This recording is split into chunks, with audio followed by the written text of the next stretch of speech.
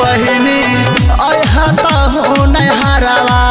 बहिनी राखी लके गे बहिनी अहता हो नहरवा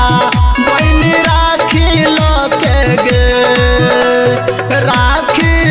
लके गे बहिनी राखी लके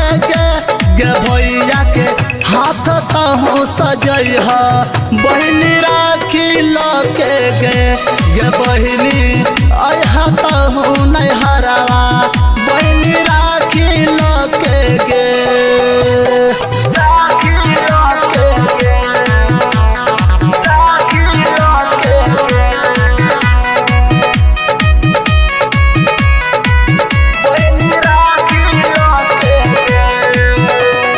गाँव में अल सबके बहिन हम कान चिराता दिन के बहिनी कान चिराता दिन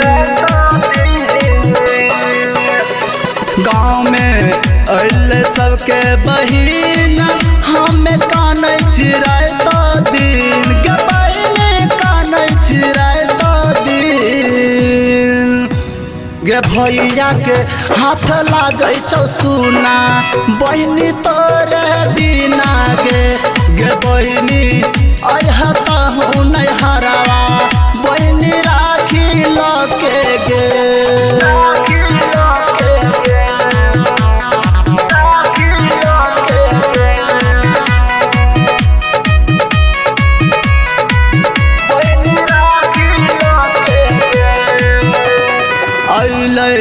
सावन के सोमवारी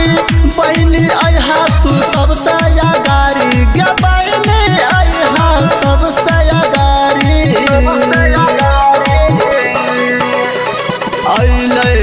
सावन के सोमवारी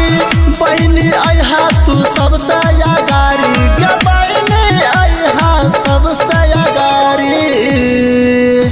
गे थाली में राखी तहु सजैने बहिनी नहिरा गे बहिनी अहता हो नहरवा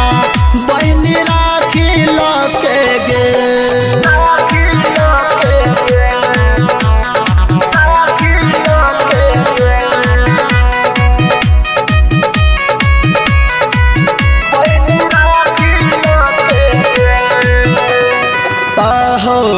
भैया मंटून मनीष